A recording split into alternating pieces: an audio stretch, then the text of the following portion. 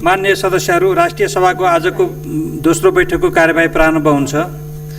माननीय सदस्यहरू, अब म माननीय कानुन, न्याय तथा संसदीय मामिला मन्त्री डाक्टर शिवामाया तुम्हाम्फेलाई प्रतिनिधि सभाबाट सन्देशसहित प्राप्त नेपालको संविधान दोस्रो संशोधन विधेयक 2077 माथि विचार गरियोस् भन्ने प्रस्ताव पेश गर्न समय उपलब्ध गराउँछु। सम्माननीय अध्यक्ष महोदयको अनुमतिले प्रतिनिधि सभाबाट सन्देशसहित प्राप्त नेपालको संविधान दोस्रो संशोधन विधेयक 2077 माथि विचार गरियोस् भन्ने प्रस्ताव पेश गर्दछु। धन्यवाद। माननीय सदस्यहरू, प्रतिनिधि सभाबाट सन्देशसहित प्राप्त नेपालको संविधान दोस्रो संशोधन विधेयक 2077 माथि विचार गरियोस् भन्ने प्रस्तावमाथिको छलफल प्रारम्भ हुन्छ। यस क्रममा विधेयकको सैद्धान्तिक पक्षमा मात्र छलफल हुने बेहोरा जानकारी गराउँछु। छलफलमा भाग लिन चाहनुहुने माननीय सदस्यहरूले आफ्नो नाम अध्यक्षको डाँससँगै बसेका सचिवालयका कर्मचारीहरूलाई उपलब्ध गराइदिनु हुन अनुरोध गर्दछु। छलफलमा भाग लिने प्रत्येक माननीय सदस्यलाई 5 मिनेटको समय निर्धारण गरेको छु। सम्माननीय अध्यक्ष महोदय, आज हामीले एउटा ज्यादै ठुलो महत्त्वको विषयमा छलफल गर्न गइरहेका छौँ। नेपालको संविधानलाई दोस्रो पटक संशोधन गर्नका निम्ति संसदमा प्रस्तुत भएको र प्रतिनिधि सभाबाट हिजो मात्रै पारित भएर सन्देशसहित यस राष्ट्रिय सभामा प्रस्तुत भएको विधेयक 2 लाइनमा लेखिएको छ, तर यसको महत्त्व ज्यादै ठुलो छ भन्ने मलाई लाग्छ। यसले हाम्रो मुलुकको गुमेको एउटा हिस्सा हाम्रो नक्सामा सामेल गर्नका निम्ति, नक्सामा सामेल गरेर जुन प्रकाशित भइसकेको छ त्यसलाई संविधानको अनुसूचीमा राख्नका निम्ति त्यो उद्देश्य राखेर जुन विधेयक प्रस्तुत भएको छ र प्रतिनिधि सभाबाट पारित भएर राष्ट्रिय सभा समक्ष प्रस्तुत भएको छ, हामी त्यसमा छलफल गर्दैछौँ।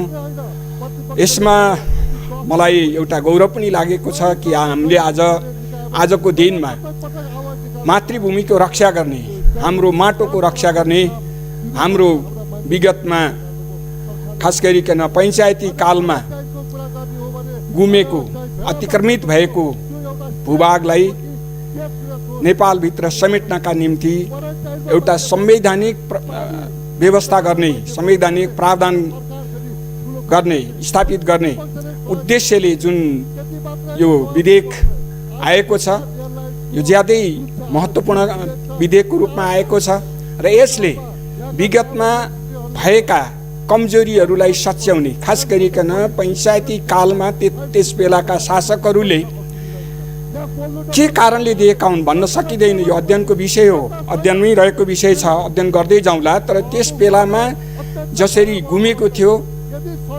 विगतदेखि नै यो विषय गुमेको हाम्रो भूमि फिर्ता लिनुपर्छ भनेर विषय नउठेको होइन, कुरा नउठेको होइन। खास गरिकन 2015 जब भारत र नेपालको बीचमा लिपुलेख क्षेत्रलाई आफ्नो द्विपक्षीय व्यापारको केन्द्रबिन्दु बनाउने गरी जुन समझदारी र सम्झौता भयो, त्यस बेला नेपालमा व्यापक रूपले त्यसको विरुद्धमा आवाजहरू उठेका थिए। ठुलो मात्रामा, ठुलो सङ्ख्यामा हस्ताक्षरहरू पनि भएका थिए। सरकारलाई बुझाइएको थियो र तत्कालको सरकारले एउटा विरोध पत्र भारतीय सरकारलाई बुझाएको पनि थियो।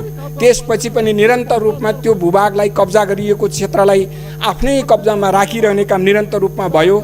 पछिल्लो कालमा आएर भारतले जब आफ्नो खालको नक्सा प्रकाशित गर्यो, खास गरिकन काश्मीरलाई आफ्नो क्षेत्रमा गाभेको आफ्नो संविधानबाट त्यो काश्मीरको स्वतन्त्रतालाई मेटाउने गरी निर्णय भएपछि जारी गरिएको नक्सामा नेपालको भाग पनि भारततर्फ परेको भनेर नेपालले विरोध गर्यो, नेपाल सरकारले पनि विरोध गर्यो, नेपाली जनताले पनि विरोध गरे, तर पनि सुनवाई भएन। त्यसपछि त्यस क्षेत्रमा हाम्रो भूभागभित्र पर्ने क्षेत्रमा बाटो बनाएर जब उद्घाटन गरियो, त्यसपछि पनि फेरि निरन्तर रूपमा विरोध भइरहेको थियो र सरकारलाई खास गरिकन आम जनताको तर्फबाट र विभिन्न राजनीतिक दलहरूको तर्फबाट अझ विशेष गरेर नेकपाको तर्फबाट नेकपाको केन्द्रीय कमिटीले निर्णय नै गरेर यो भूमि फिर्ता गर्नका निम्ति नेपाल सरकारले पहल गर्नुपर्दछ र नक्सा हाम्रो भूमि हाम्रो नक्साभित्र सामेल गरेर नक्सा प्रकाशन गर्न पर्दछ भनेर निर्णय गरिसकेपछि यो पार्टीको निर्णय अनुसार नै सरकारले आफ्ना कदमहरू अगाडि बढायो र पछिल्लो समयमा नीति तथा कार्यक्रम प्रस्तुत गर्दाखेरि सरकारले जसरी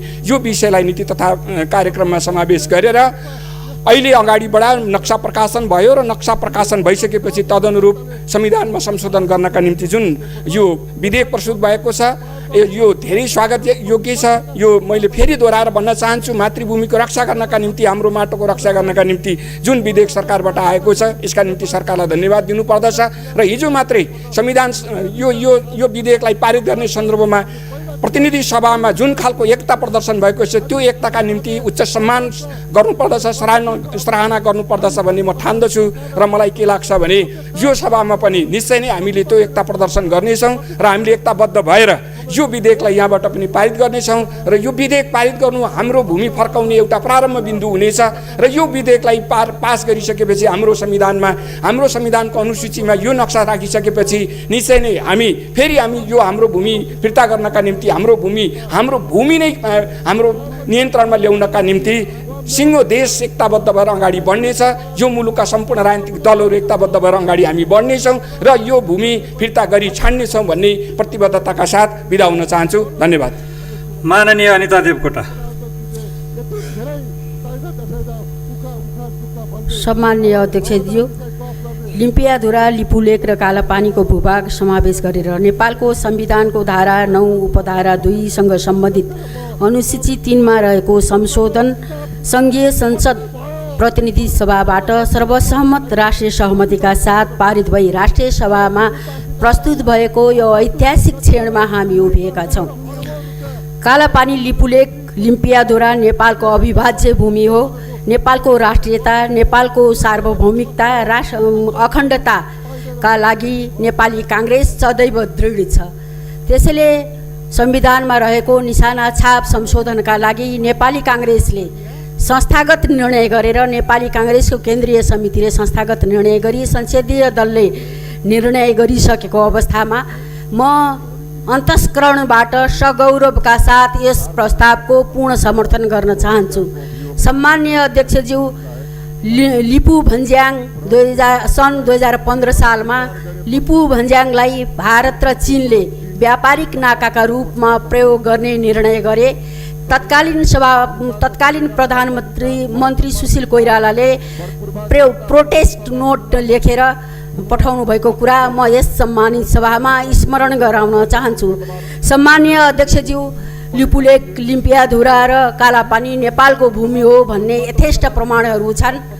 1816 को सुगौली सन्धि, 2018 को जनगणना, त्यसै गरेर 2015 मा त्यहाँका जनताले, त्यो भेगका जनताले गरेको मतदान, त्यसै गरी त्यो भेगका जनताले तिरेको रसिदबाट पनि लिपुलेक, कालापानी र लिम्पियाधुरा नेपालको हो भन्ने कुरा प्रष्ट छ।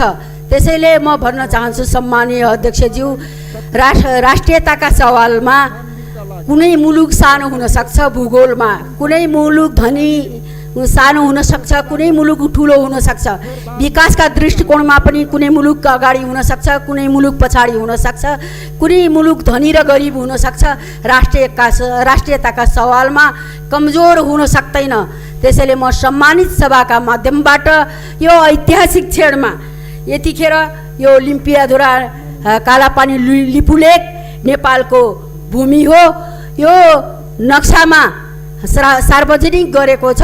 सार्वजनिक भइसकेको नक्सा अब हामी संविधानमा रहेको निशाना छाप संशोधनका माध्यमबाट हामीले गुमेको त्यो भूमिलाई प्राप्त गर्नको लागि राजनैतिक र कूटनैतिक आधारबाट अगाडि बढ्नुपर्छ भन्ने मलाई लागेको छ। म यतिखेर सम्झन चाहन्छु, महामानव बिपी कोइरालाले राष्ट्रियताका सवालमा हामी जहाँ रहौँ जनताको सामूहिक भावना त्यही हो राष्ट्रियता। त्यसैले हाम्रा संस्थापक नेताले राष्ट्रियतालाई सर्वोपरि मानेको बेला हामी अहिले जननी जन्मभूमि स्वर्गादपि गरिएছি। त्यसैले आफ्नो भूमिलाई फिर्ता ल्याउनको लागि यो साझा सहमति हो, राष्ट्रिय एकता प्रदर्शन भएको अद्भुत क्षण हो, ऐतिहासिक क्षण हो। यस अवसरमा यो तागतलाई सरकारले प्रयोग गरेर राजनैतिक र कूटनैतिक तवरले नक्सा सार्वजनिक भएको छ, संविधानमा संशोधन भएको छ। अब भूमि फिर्ता गर्ने कुरामा पनि अविलम्ब यो तागतबाट सरकारले अगाडि बढोस् भन्ने शुभेच्छाका साथ बिदा हुन्छु। धन्यवाद। जय नेपाल। माननीय देवेन्द्र दाहाल।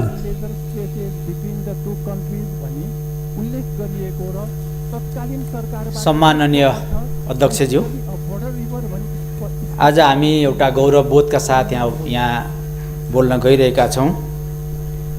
लिपुलेक, लिम्पियाधुरा र कालापानी समेटिएको नेपालको पुरानो नक्सा हाम्रो नेपालको संविधानको अनुसूची 3 मा राख्ने गरी प्रतिनिधि सभाको सन्देशसहितको संशोधन प्रस्तावसहितको विधेयक हाम्रो सदनमा आएको छ र यो विधेयकको सन्दर्भमा हामी छलफलमा भाग लिइरहेका छौँ।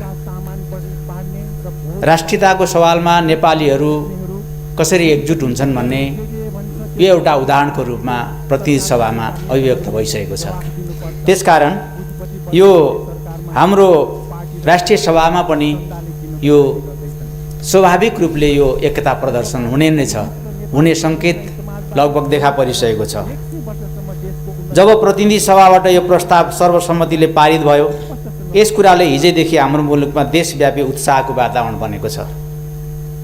यस सवालमा आम नेपाली जनताहरूको प्रतिनिधित्व गर्ने राजनीतिक दलहरू एकै ठाउँमा आएर समर्थन गरी सर्वसम्मतिले पारित गर्ने विषय आफैमा एउटा गौरवपूर्ण र ऐतिहासिक परिघटना हो भन्ने मलाई लाग्छ। सम्माननीय अध्यक्षज्यू, अहिले देशमा जुन अभूतपूर्व एकता देखिएको छ, यस कुराले उक्त भूमिबाट भारतीय सेना फिर्ता गर्न र नेपाली भूमि समेत फिर्ता ल्याउनको लागि ठुलो बल प्रदान गर्नेछ भन्ने मलाई लागेको छ। हामीलाई विश्वास छ हामीले सफलता प्राप्त गर्नेछौँ। उहिले नेपालमा भौगोलिक नक्सा नेपालमा छापिँदैन थियो। यस्तो अवस्थामा भारतीयहरूले त्यहाँका शासकहरूको इसारामा चलाखीपूर्ण ढङ्गले नक्सामा चुच्चो हटाउने काम गरे। यसरी 2032 सालसम्म नक्सामा रहेको चुच्चो एकाएक गायब भयो। भारतीय सेनाहरू त तत्कालीन राजा महेन्द्रसँग समझदारी गरी सेल्टरको रूपमा त्यहाँ बसेकै थिए। वास्तवमा त्यो हाम्रै भूमि थियो। यसरी भारतीयहरूले कब्जा गरेका हुन्। तर यस्तो गम्भीर विषयमा हाम्रो निशाना चिन्हबाट नक्साको लिपुलेक, लिम्पियाधुरा र कालापानी समेटेको भाग कसरी हट्यो, यो आश्चर्यको विषय भएको छ। यसको खोजी गरिनुपर्दछ। हाम्रो बिचमा एउटा भएको राष्ट्रिय एकताले यो खोज्न सजिलो भएको छ भन्ने मलाई लाग्छ। त्यसलाई खोजी कसरी गर्ने? खोजी गर्ने आधारको रूपमा हाम्रा पुराना दस्तावेजहरू त हामीसँग छँदैछन्। ती हाम्रा बलिया आधारहरू हुन्। ती आधारहरूको बारेमा यहाँ धेरै चर्चा गर्न सम्भव पनि छैन, अहिले समय पनि छैन। तर हामीसँग त्यस्ता आधारहरू थुप्रै छन्। हामीले भूगोल त क्लेम गरिसकेका छौँ। यो भूगोल कसको हो भनेर हामीले कसरी पत्ता लगाउने? हामीसँग अरू पनि उपायहरू हुन सक्छन्। जस्तै सम्पदाको आधारमा, यसमा सम्पदा भन्नाले प्राकृतिक सम्पदा, खोला नाला, जडीबुटी, वनस्पति आदि पर्दछन्। ज्ञान सम्पदा, संस्कार, परम्परा आदि पर्दछन् र मानव निर्मित सम्पदा, मठ मन्दिर आदि पर्दछन्। यसको उपभोग, यी विभिन्न सम्पदाहरूलाई मानव जीवनमा उपभोग गर्ने प्राचीन पद्धतिलाई अध्ययन गरेर पनि हामी भूगोल कसको भनेर पत्ता लगाउन सक्छौँ। हाम्रा परम्पराहरू छन्, आफ्नै खालका नेपाली परम्पराहरू छन्। ती परम्पराहरूलाई, ती प्राकृतिक परम्पराहरू भए हाम्रो जीवनमा तिनीहरूलाई कसरी उपयोग गरिएको छ त्यसबाट पनि पत्ता लाग्न सक्छ। त्यसकारण हामीले अध्ययन टोलीहरू निर्माण गरेर यस्ता कुराहरू पत्ता लगाउँदै जानुपर्छ।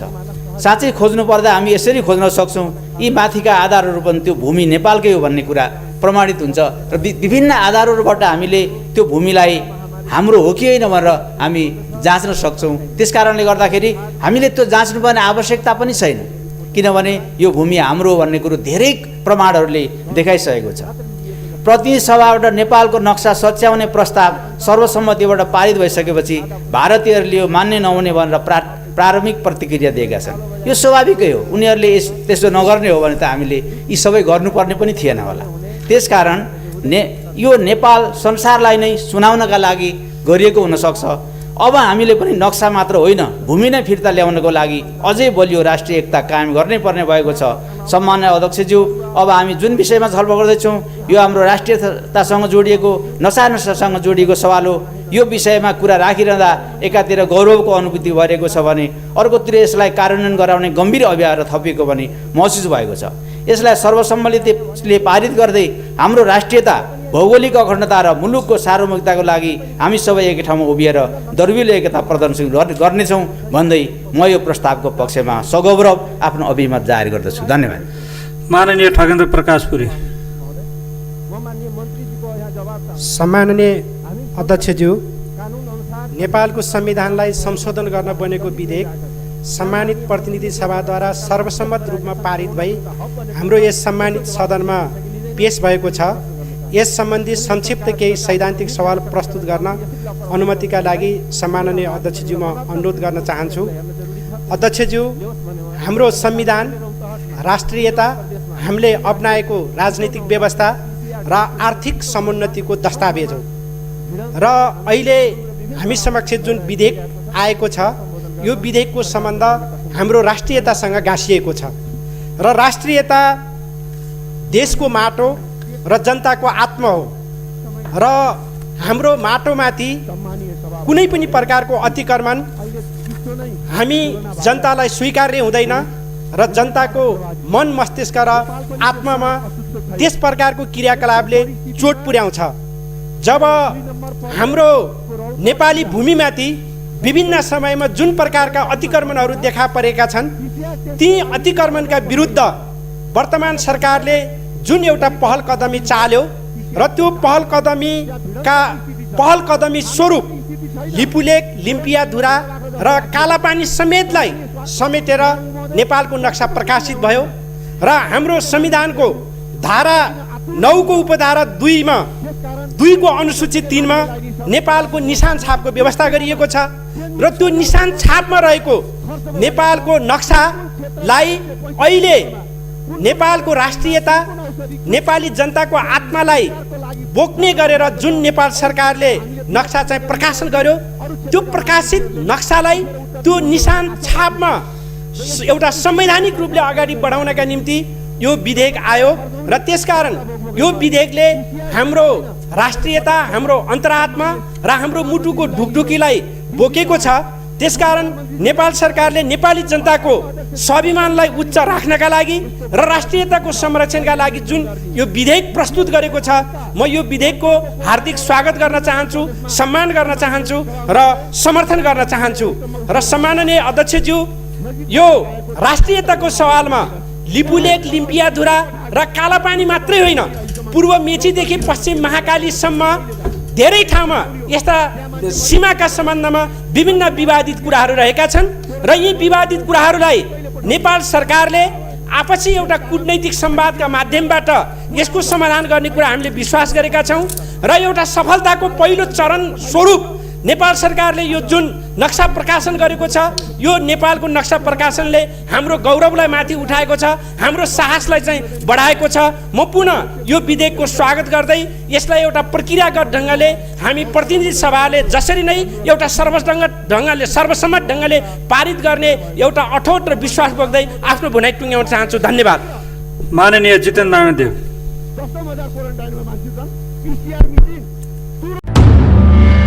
तपाईं यति बेला हेर्दै हुनुहुन्छ एक्सन नेपाल अनलाइन टिभी। तपाईको एक सब्स्क्राइब हाम्रो निम्ति उत्प्रेरणा हो कि हामीलाई सब्स्क्राइब गरिदिनुहुन्छ। नजिकै रहेको बेल आइकन दबाउन पनि नभुल्नुहोस् न है। सम्माननीय अध्यक्ष महोदय, आज हामी नेपालको राजनीतिक इतिहासमा राष्ट्रिय अखण्डताको एउटा अत्यन्त गम्भीर र संवेदनशील विषयमा छलफल गरिराखेका छौँ। यो सन्दर्भलाई यो विषयमा बोलिराख्दा म साँच्चीकै आज अत्यन्त अलिकति गम्भीर पनि भएको छु, अलिकति भावुक पनि भएको छु। यो सन्दर्भलाई, अहिलेको सन्दर्भलाई बुझ्नको लागि मैले दुईटा किताबलाई रेकर्डको लागि म स्मरण गर्न चाहन्छु।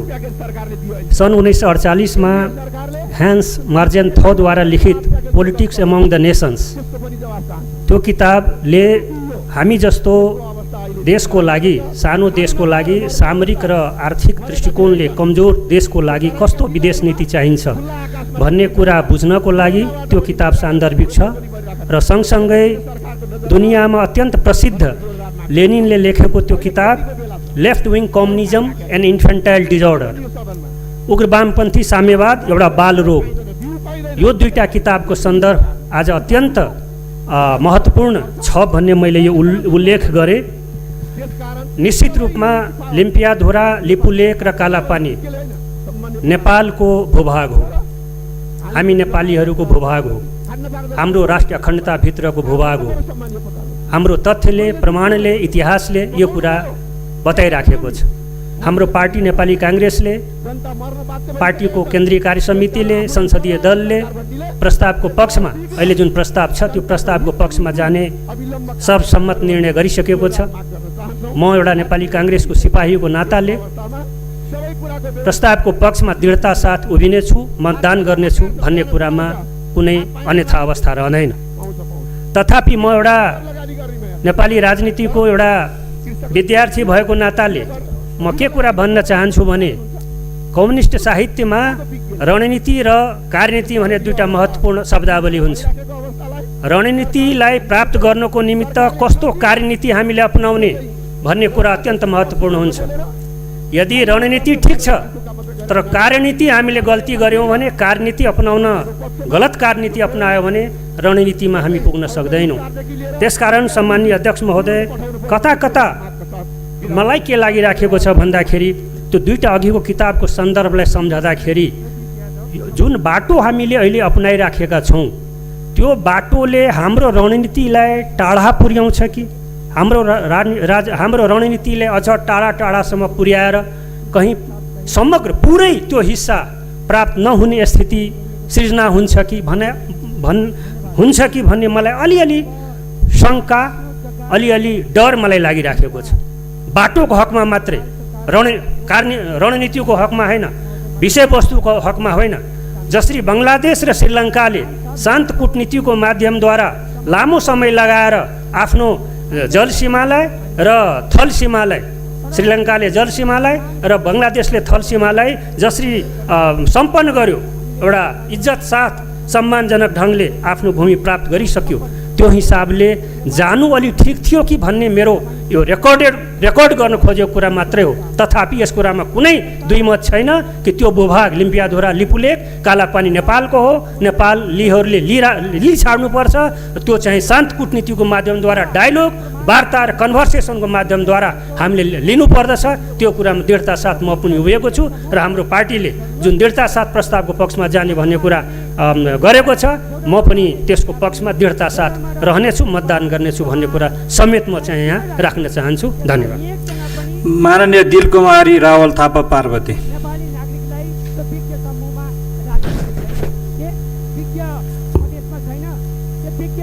सम्माननीय अध्यक्ष महोदय, नेपाल सरकारले संविधानको धारा 9 उपधारा 2 बमोजिम अनुसूची 3 को नेपालको निशान छापमा हाल नेपाल सरकारले जारी गरेको नयाँ नक्सा अनुसार हुने गरी नेपालको संविधान दोस्रो संशोधन विधेयक 2077 ल्याएको छ।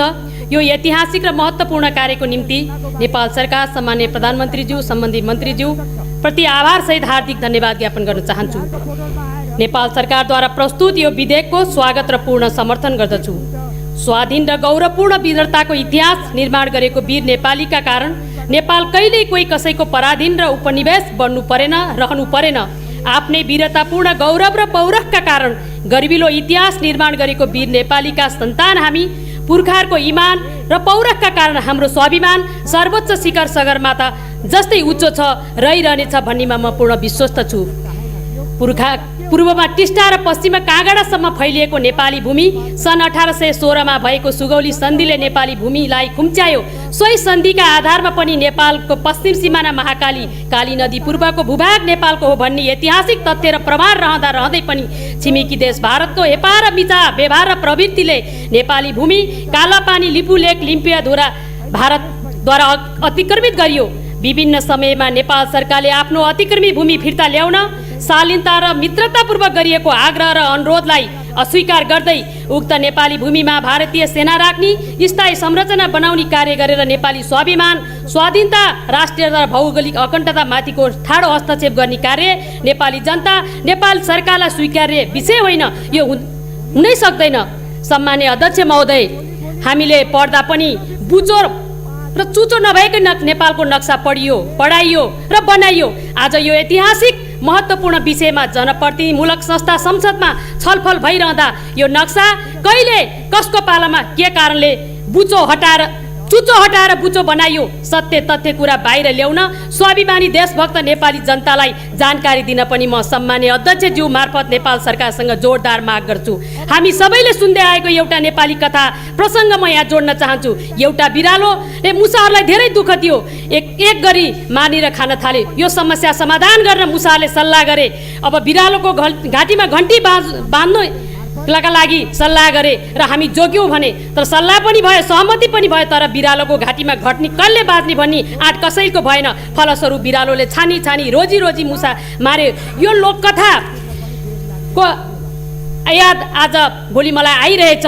भन्न र बोल्न धेरै सजिलो हुन्छ। हामीले बोलेका पनि सुनेका छौँ, बोलेका पनि सुनेका छौँ, तर सबै पार्टी सबै नेताहरू कुनै न कुनै समयमा यो मुलुकको शासन सत्ताको जिम्मेवारीमा रहनुभयो, पुग्नुभयो। तर वर्तमान सरकार जो जनताका अपार जनमत र विश्वासबाट निर्माण भएको सरकारले आँट गरेको छ, हिम्मत गरेको छ। यो राष्ट्रिय एकताका साथ अतिक्रमित भूमि फिर्ता गर्ने उद्देश्यका साथ यो विधेयक प्रस्तुत भएको छ। म हार्दिक धन्यवाद दिन चाहन्छु। यो महत्त्वपूर्ण कार्यका निम्ति म सरकारप्रति आभार प्रकट गर्न चाहन्छु। नेपाल कम्युनिस्ट पार्टी, नेपाली काङ्ग्रेस, राष्ट्रिय जनता पार्टी, सङ्घीय समाजवादी फोरम लगायत सबैप्रति म हार्दिक धन्यवाद ज्ञापन गर्न चाहन्छु। सार्वभौमता, राष्ट्रिय अखण्डताको यो विषय ठुलो र सानो भन्ने हुँदैन। हाम्रो अखण्डता, हाम्रो स्वाभिमान, हाम्रो आफ्नो देशको भूमि मुटुभन्दा प्यारो हुन्छ। हामी किमार्थ छोड्न सक्दैनौँ। यो कुरा हाम्रो मित्र राष्ट्रले बुझ्न जरुरी छ। हामी नेपाली सरल र सोझा पनि छौँ, मित्रमाथि विश्वास पनि गर्छौँ। हाम्रो विश्वासमाथि घात नहोस् भन्ने हाम्रो अभिलाषा हो। यो कुरा पनि हाम्रा मित्रहरूले बुझ्न जरुरी छ। हाम्रो राष्ट्रिय हितलाई कसरी जगेर्ना गर्ने, मुलुकको भूभागको संरक्षण कसरी गर्ने, वर्तमान जननिर्वाचित सरकार सचेत छ, दृढ संकल्पित छ। यसै गरी सङ्घीय संसदका दुवै सदनका एकमना छ, एकताबद्ध छ, सँगै अघि बढिरहेको छ। कुनै विमति छैन। यो अवसरमा यो राष्ट्रिय गौरवको अवसर पनि हो। यस अवसरमा म सबै न्यायप्रेमी नेपाली जनतालाई हार्दिक बधाई ज्ञापन गर्न चाहन्छु। सम्माननीय अध्यक्ष महोदय, यो ऐतिहासिक र महत्त्वपूर्ण कार्यभार र जिम्मेवारीका निम्ति सबै जुट्न, सबै उठ्न, स्वाभिमानी देशभक्तहरूलाई आग्रह गर्न चाहन्छु। सत्ता र विपक्षभन्दा माथि उठेर एकताबद्ध भई सीमा समस्या, अब लिपुलेखधुरा, लिपुलेख, कालापानी मात्रै होइन, देशका विभिन्न ठाउँमा रहेका सीमा समस्याहरू अब सधैँको लागि समाधान गर्नका लागि दृढ सङ्कल्पका साथ अगाडि बढ्न सम्माननीय अध्यक्षज्यू मार्फत म नेपाल सरकारलाई आग्रह गर्न चाहन्छु र यो विधेयकको पूर्ण समर्थन गर्छु। धन्यवाद। माननीय कोमल ओली।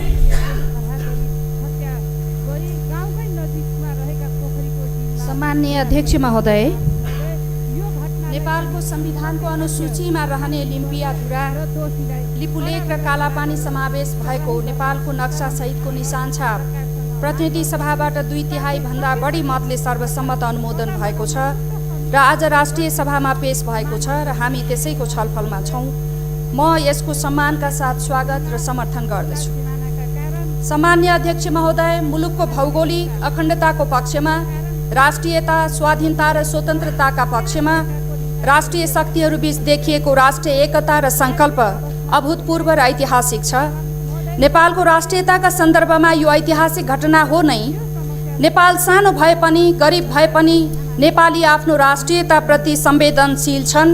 आफ्नो माटो र मुटुलाई समान ठान्ने नेपालीहरू गरिब भएर बाँच्लान्, रोगी भएर बाँच्न सक्लान्, तर मातृभूमिको 1 इन्च भूमि छोड्न सक्दैनन् भन्ने ज्वलन्त उदाहरण पनि हो। सम्माननीय अध्यक्ष महोदय, मैले स्कुलमा पढ्दा यो नक्सा कोर्न र पढ्न पाइनँ, दुःख लागेको छ।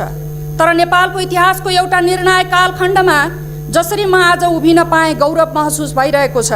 यो ऐतिहासिक कालखण्डमा म र मेरो यो पुस्ताले जसरी निर्णायक भूमिका निर्वाह गर्यो इतिहासले सम्झनेछ। अब हाम्रा लाखौँ लाख बालबालिकाले नेपाल आमाको पूर्ण रूप पढ्न पाउनेछन्। आगामी पुस्ताले नक्सामा देशभक्तिको रङ्ग भर्न पाउने भएका छन्। सम्माननीय अध्यक्ष महोदय, we don't have any territory ambition. हाम्रो कुनै अरू मुलुकमाथिको भूमिको एम्बिसन छैन। हाम्रो देश स्वाभाविक सीमालाई अंकित गर्न चाहन्छ। सुगौली सन्धि त्यो सन्धि हो जसले नेपालको 1/3 भूमि छिन्यो। सुगौली सन्धिका कारणले नेपालले 1/3 भूमि गुमाउनु पर्दा कति चोट पर्यो होला हामीलाई। त्यसपछि ब्रिटिसले डिक्टेट गरेको सीमा हामीले स्वीकार गरेको हो। यो सीमा, यो नक्सा ब्रिटिसले डिक्टेट गरेको र हामीले स्वीकार गरेको सीमा फेरि पनि भाँच्न मिल्छ त? मिच्न मिल्छ त? भएन नि मित्रहरू, हुँदै भएन। सम्माननीय अध्यक्ष महोदय, अहिलेसम्म कसैले पनि गर्न नसकेको, कसैले नसुनेको, मान्छेले सपना नदेखेको, यस्तो भए के हुन्थ्यो भन्ने कल्पना पनि नगरेको ऐतिहासिक काम यो सरकारले गरेको छ। यसको नेतृत्व, अगुवाई, त्यो साहस केपी ओलीकै हो। प्रधानमन्त्रीको बढाई चढाई गर्न खोजेको होइन, देवत्वकरण गर्न खोजेको पनि होइन। राम्रो काम गरेकोलाई सम्मान गर्नुपर्छ र भन्न सक्नुपर्छ भन्ने मेरो मान्यता हो। सम्माननीय अध्यक्ष महोदय, हिजो मित्र राष्ट्र भारतबाट नेपालले वार्ताको उल्लङ्घन गरेको प्रतिक्रिया आयो। वार्ताको वातावरण कसले उल्लङ्घन गरेको हो त? 2019 को नोभेम्बर 2 मा अर्थात् 2076 साल कार्तिक 16 गते भारतले एकतर्फी रूपमा नक्सा किन सार्वजनिक गर्यो? जबकि नेपालका प्रधानमन्त्री मनमोहन अधिकारीदेखि लिएर हरेक प्रधानमन्त्रीले यो विषयमा वार्ताबाट समस्या समाधान गरौँ भन्नुभएको थियो। हरेक प्रधानमन्त्रीको भिजिट पछिको जोइन्ट स्टेटमेन्टमा यो कुरा आएको थियो। तर प्रत्येक पटक भारतले परराष्ट्र सचिव स्तरमा समाधान गर्ने भन्ने, तर बैठक बस्न नमान्ने। के हो त यो इन्टेन्सन? 20-25 वर्षदेखि त्यही कुरा पटक पटक दोहोर्याउने। नक्सा एकतर्फी सार्वजनिक गर्ने, नक्सा सार्वजनिक गरे पनि हाम्रो सरकारले अब्जेक्सन गरेन, वार्ताबाटै समाधान गरौँला भनेर बसेको थियो। त्यसलाई पनि इग्नोर गरेर 6 महिनापछि बाटो उद्घाटन गर्ने। त्यसकारण उल्लङ्घन गरेको मित्र भारतले नै हो। यो कुरा भारत सरकारसँग सरकारले राख्नुपर्छ भन्ने मेरो मान्यता छ। सम्माननीय अध्यक्ष महोदय, अर्को कुरा, अब राष्ट्रिय स्वाभिमानलाई बचाउनलाई हामीले आत्मनिर्भरताको आन्दोलन पनि सँगसँगै चलाउनु पर्छ। आत्मनिर्भरताको आन्दोलन पनि यो आत्मनिर्भरताको आन्दोलन सँगसँगै यदि हामीले चलायौँ भने मात्र हामीले चुनौतीलाई सामना गर्न सक्छौँ। होइन भने नेपालको भूमि फिर्ता ल्याउने मात्र होइन, यसका साथै प्रत्येक नागरिकले आत्मनिर्भरताको आन्दोलनलाई इगोको रूपमा लिनुपर्छ। होइन भने यो मजाक मात्र पनि हुनेछ। हाम्रो दैनिक उपभोग्य वस्तुहरू नेपालमै उत्पादन गर्छौँ भन्ने एउटा राष्ट्रिय सङ्कल्पको आवश्यकता छ। सम्माननीय अध्यक्ष महोदय, जसरी दोस्रो विश्वयुद्धपछि जापानी नागरिकहरूले कडा परिश्रम गरेर खरानीमा विकासको फुल फुलाए, मूल फुटाए, हामी पनि त्यसरी नै हाम्रो भावनामा एउटा आत्मनिर्भरताको भावना जागृत गराउन जरुरी छ। राष्ट्रियताका पक्षमा एक भयौँ, जसरी हामी एक भयौँ, आत्मनिर्भर हुनका लागि पनि सबै मिलौँ। सरकार, पक्ष, विपक्ष सबै एकताबद्ध भएर यो अध्यायको पनि सुरुवात गरौँ। माननीय जगप्रसाद शर्मा। हार्डवेयर पनि ध्वस्त भएको छ र त्यो घरहरू पूर्ण रूपमा क्षति भएको छ। सभामुख महोदय, म यो जानकारी गराउन चाहन्छु।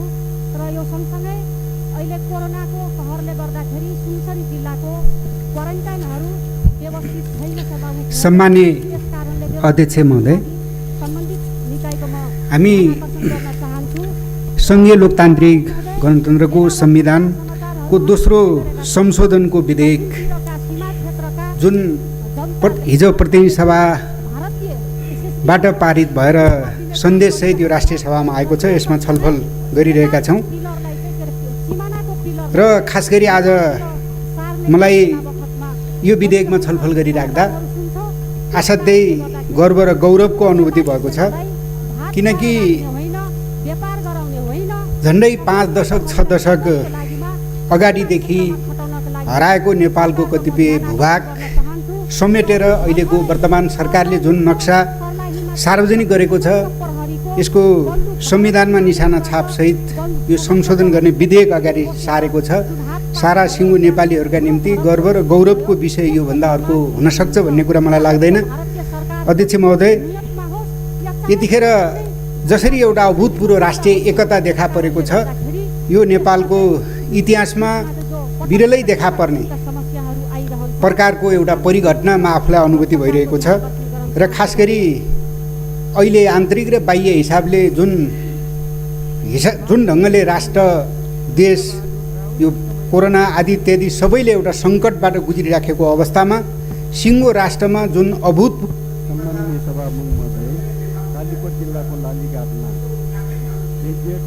यो आफैमा गर्व र गौरवको विषयमा आफूले अनुभूति गरिराखेको छु। त्यसकारण कि यो विधेयक, संशोधनको विधेयक जो ढङ्गले यहाँ हाम्रा अगाडि आएको छ, यसले सबैलाई एउटा गर्व र गौरवको अनुभूति एकातिर गराएको छ भने अर्कोतिर हामी स्वतन्त्र छौँ, स्वाभिमानी छौँ।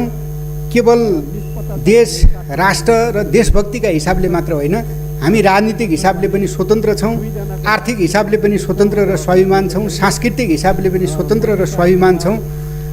यो देश भूगोलका हिसाबले सानो होला, विकासका हिसाबले पछि परेको होला, गरिबी होला, तर राष्ट्रियताका हिसाबले, देशभक्तिको भावका हिसाबले हामी समृद्ध छौँ, सम्पन्न छौँ।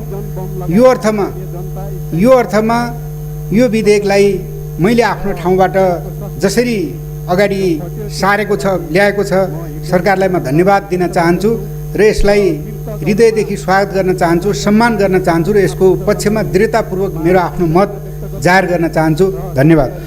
माननीय भैरव सुन्दर श्रेष्ठ। सम्माननीय अध्यक्षज्यू, यतिखेर हामी प्रतिनिधि सभाबाट पास भएर सर्वसम्मत रूपमा पारित भई यो सदनमा पेश भएको संविधानको अनुसूची 3 लाई निशान साप परिवर्तन गर्ने गरी जुन विधेयक चाहिँ पेश भएको छ, यो विधेयक पेश भइरहँदा अत्यन्तै गौरवबोध, अत्यन्तै उत्साह छाएको चाहिँ छ भन्ने कुरो मैले चाहिँ बुझिरहेको चाहिँ छु। अध्यक्ष महोदय, नेपालको इतिहास भनेको गौरव गाथाहरूले भरिएको इतिहास चाहिँ छ। हामी नेपालीहरू विश्वका धेरै मुलुकहरू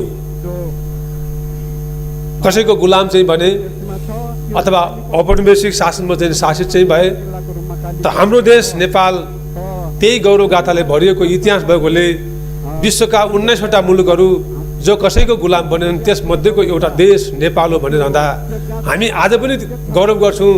भोलिका इतिहासका भोलि पछाडि पनि फर्केर हामी हेर्दा गौरव बोध गरिरहेकै थियौँ, आज पनि गर्छौँ र भोलि पनि हामी गर्ने नै छौँ। यो गौरव गाथाले भरिएको इतिहास भएको नेपाल, धेरै ठुलो भूभाग ओगटेको नेपाल, ईस्ट इन्डिया कम्पनी र नेपालका बीचमती सन् 1816 मती जुन सन्धि चाहिँ भयो, त्यो सन्धिले हाम्रो देशको सिमाना खुम्चियो। त्यो सुगौली सन्धिले निर्धारण गरेको सिमानालाई आज पनि नेपालले मान्दै आएको चाहिँ छ। हामी मान्छौँ भनेर प्रतिबद्धता व्यक्त गरिरहेका छौँ। हाम्रो छिमेकी देश भारत, जसले यो सन्धिको पक्षमाथि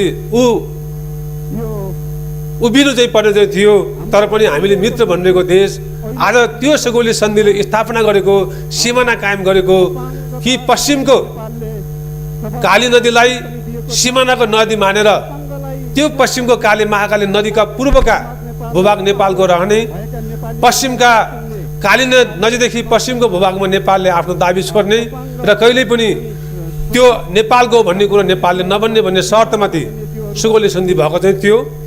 र आज हामीलाई दुःख लागिरहेको थियो यो मञ्चबाट भन्दाखेरि कि त्यति बेला चाहिँ भएको सन्धिका यथेष्ट प्रमाणहरू चाहिँ छन्, ती प्रमाणलाई भारतले बुझ्नुपर्ने चाहिँ थियो। हुन त हामी भारतलाई मित्र देश चाहिँ भन्छौँ, आज पनि हामी मित्र देश चाहिँ भन्छौँ, छिमेकी जस्तो भइदिनु चाहिँ पर्थ्यो, तर पनि भारतको भूमिका हेर्दाखेरि त्यस्तो लागिरहेको छैन। र हाम्रो आत्मसम्मानमा चोट लाग्ने गरी भारतले 1961 मा जसरी कालापानीमा आफ्नो सैनिक लिएर आएर राख्ने काम चाहिँ गरियो, त्यसप्रति हाम्रो भूमि मिचेको छ भन्ने कुरो त्यस बेलादेखि हामी भन्दै आएका चाहिँ छौँ। तर विगतमा पञ्चायती शासकहरूले त्यो भूमि फिर्ता ल्याउनका निम्ति त्यो भूमिमा भारतीय सेनाहरू बसिसकेपछि जुन खालको पहल र प्रयत्नहरू गर्नु चाहिँ पर्थ्यो, विगतको सरकारले गर्दैन र जुन समस्या आज हामी झेलिरहेका चाहिँ छौँ। विगतको त्यो कमजोरीको फाइदा उठाएर विगतमा नेपालमा राजनीतिक स्थायित्व थिएन, त्यो राजनीतिक स्थायित्व नभएकै कारणले भारतले हामीसँगबाट धेरै अवसर चाहिँ लियो। त्यो विगतको अस्थिरताको फाइदा भारतले उठायो। तर आज हामी भनिरहेका छौँ नेपालमा स्थायित्व भएको छ, राजनीतिक स्थायित्व काम भएको छ, नेपाल एउटा समृद्धिको यात्रामा अगाडि बढेको छ र नेपालमा एउटा लोकतान्त्रिक गणतन्त्र स्थापना भइसकेको छ। यसले गर्दा नेपालीहरू आज आफ्नो देशको सार्वभौमिकता जोगाउनका निम्ति तत्पर छन्, आफ्नो स्वाभिमान जोगाउनलाई तत्पर छन् र सार्वभौमिकता रक्षा गर्न जानेका छन् भन्ने कुरो भारतले बुझ्नुपर्ने थियो। तर आज भारत भन्दैछ, हामीले भारतलाई धेरैपल्ट भनिसकेका छौँ कि त्यो चाहिँ सुगौली सन्धि अनुसारको सिमाना कायमका निम्ति भारत सदैव तत्पर होस्, हामी चाहिँ वार्ता गर्न तयार छौँ भन्ने कुरो अहिलेको वर्तमान सरकारले भन्दै आएको चाहिँ छ। विगतका सरकारले केही भने पनि यो प्रमाणको रूपमा ती जसरी आज चाहिँ संविधानको धारा चाहिँ 9 अनुरूपको जो अनुसूची कायम चाहिँ भएको छ त्यस अनुरूप हामीले आफ्नो निशान छाप बदल्नका निम्ति सरकारले जुन प्रयत्न गर्नुपर्ने थियो विगतमा ती कुराहरू भएनन्। अहिलेको वर्तमान सरकार नेपाल कम्युनिस्ट पार्टीको नेतृत्वको सरकार चाहिँ छ। वर्तमान सरकारको नेतृत्व गरिरहनुभएका सम्माननीय प्रधानमन्त्री केपी ओली शर्माको नेतृत्वमा सरकार बनेको छ। यो सरकारले अत्यन्तै अहम महत्त्व चाहिँ राख्ने विषयलाई अघि सारेर संविधान संशोधनको निम्ति प्रतिनिधि सभापति प्रस्ताव चाहिँ लिएर आएर त्यहाँबाट 2/3 बहुमतका साथ सर्वसम्मत ढङ्गले त्यो विधेयक चाहिँ पास भएर आज यो सदनमा आएको छ र म यो सदनको आइरहेको यो विधेयकलाई पूर्ण समर्थन चाहिँ गर्दै वर्तमान सरकारको नेतृत्व गर्नुभएका केपी शर्मा ओली प्रधानमन्त्रीज्यूलाई हार्दिक हार्दिक धन्यवाद चाहिँ दिन चाहन्छु। र म भारतलाई यही भन्न चाहन्छु कि जुन नेपालले वार्ताका निम्ति धेरै प्रयास गरेको छ, धेरै चिठी लेखिसकेको छ, तर पनि भारत अहिलेसम्म अनुत्सुक भएको चाहिँ छ। त्यो अनुत्सुक नहोस् अथवा भारतले इच्छा जाहेर गरेर यी समस्याहरू समाधान गर्ने निम्ति जसरी पाकिस्तानको चाहिँ आफ्नो सिमानाको बारेमा भारतले वार्ता गर्न तत्पर। माननीय मृगेन्द्र कुमार सिंह यादव। तपाईँ यति बेला हेर्दै हुनुहुन्छ एक्सन नेपाल अनलाइन टिभी। तपाईको एक सब्स्क्राइब हाम्रो निम्ति उत्प्रेरणा हो। के हामीलाई सब्स्क्राइब गरिदिनुहुन्छ? नजिकै रहेको बेल आइकन दबाउन पनि नभुल्नुहोस् न है।